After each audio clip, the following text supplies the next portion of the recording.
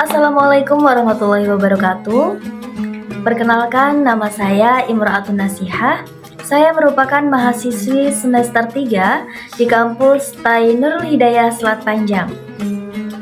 Nah, dalam video ini saya ingin mengajak rekan-rekan sekalian untuk mengenal lebih dalam salah satu tokoh terbesar sejarah peradaban Islam. Beliau adalah Ibnu Sina.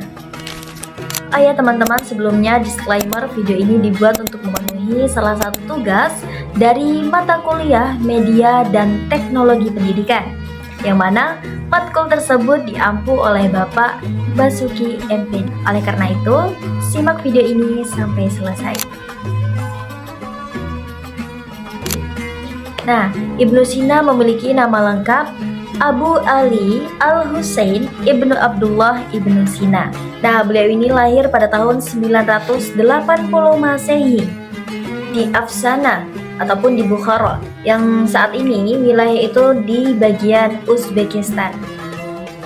Nah, selanjutnya, sejak kecil beliau ini telah menunjukkan ataupun menonjolkan kecerdasannya, dan pada usia 10 tahun beliau sudah berhasil menghafalkan Al-Quran 30 juz. Masya Allah, tabarakallah. Itu cerdas sekali sih ya teman-teman. Kemudian di usia belasan tahun beliau juga sudah menguasai berbagai cabang ilmu, di antaranya dari logika, filsafat, dan juga matematika.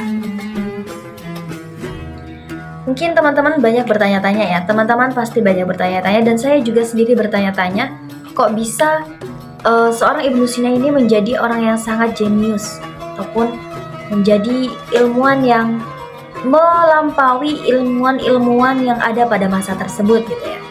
Nah, jadi begini penjelasannya. Perjalanan intelektual Ibnu Sina mengalami titik penting ketika ia berhasil menyembuhkan salah satu penguasa dinasti Samanid. Berarti beliau ini menyembuhkan ya. Setelah menguasai berbagai cabang ilmu tersebut, beliau ini berhasil nih menyembuhkan salah satu penguasa dinasti Samanid, yaitu bernama Amir Nuh bin Mansur. Nah, sebagai balas budi dari Amir Nuh bin Mansur karena telah menyembuhkan beliau, Ibnu Sina diberi penghargaan akses perpustakaan istana, yang mana di perpustakaan tersebut itu berisi manuskrip-manuskrip yang sangat langka. Nah, di sanalah pemikirannya itu berkembang semakin pesat dan wawasannya melampaui batas-batas keilmuan pada masa tersebut.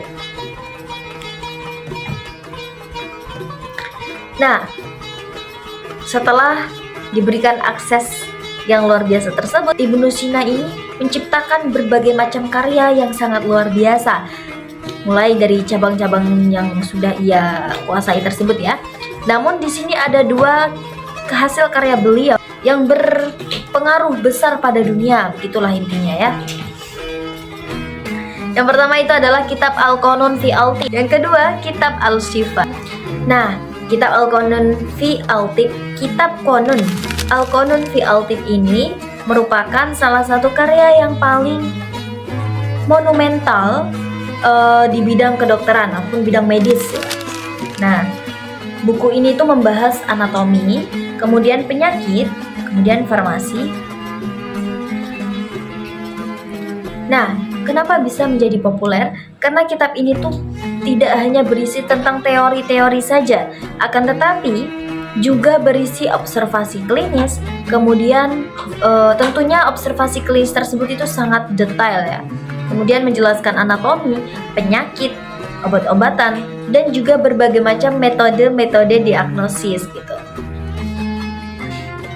Nah, ini dia teman-teman, salah satu kitab yang digunakan selama ataupun dijadikan sebagai acuan selama 6 abad lamanya. 600 tahun ini digunakan di universitas-universitas yang ada di Eropa. Nah, keren sekali ya teman-teman. Seorang tokoh muslim teman-teman, hasil karyanya itu dijadikan sebagai sumber ataupun acuan, yang mana pada zaman tersebut itu belum ada dokter-dokter yang modern ataupun kedokteran modern lah ya. Jadi itu merupakan suatu hal ataupun hal yang luar biasa bagi citra kita sebagai seorang muslim. Nah, digunakan selama 6 abad di universitas-universitas Eropa. Kitab apa? Kitab Qanun fi al-Tibb. Yang kedua, Kitab Al-Shifa. Nah, Kitab Al-Shifa ini bukan tentang kesehatan fisik, akan tetapi tentang kesehatan intelektual, kesehatan berpikir, dan juga ini merupakan ensiklopedia filsafat dan juga sains. Luar biasa ya, menarik nih. Di dalam Kitab Al-Shifa ini, Ibnu Sina memperkenalkan salah satu konsep wajib al-wujud, yang mana konsep tersebut memengaruhi berbagai macam filsuf-filsuf yang ada di Eropa. Nah, selanjutnya apa aja sih kontribusi Ibnu Sina dalam berbagai bidang? Nah, yang pertama dalam bidang kedokteran. Dalam bidang kedokteran ini, Ibnu Sina telah menjelaskan berbagai konsep penyakit menular, pentingnya observasi klinis, serta klasifikasi berbagai jenis obat jauh sebelum lahirnya sains modern. Nah, selanjutnya dalam filsafat, Ibnu Sina ini mengembangkan teori tentang jiwa dan kesadaran manusia, termasuk eksperimen pemikiran yang kelak menjadi fondasi dalam filsafat modern. Dan yang terakhir, di bidang sains. Dalam bidang sains ini, Ibnu Sina ini menulis tentang astronomi, kemudian musik, kemudian kimia, dan juga geologi. Nah, ini menunjukkan bahwa keilmuan dalam Islam bersifat menyeluruh dan terpadu. Tentunya fleksibel ya, bisa digunakan di berbagai macam agama. Teman-teman sekalian, Ibnu Sina wafat pada tahun 1037 Masehi di Hamadan ataupun Iran, yang mana pada saat itu beliau berusia 57 tahun. Nah, uniknya teman-teman, meskipun hidup dari ilmuwan Ibnu Sina ini tidak selalu tenang, tetapi dedikasinya terhadap ilmu pengetahuan itu tidak pernah padam.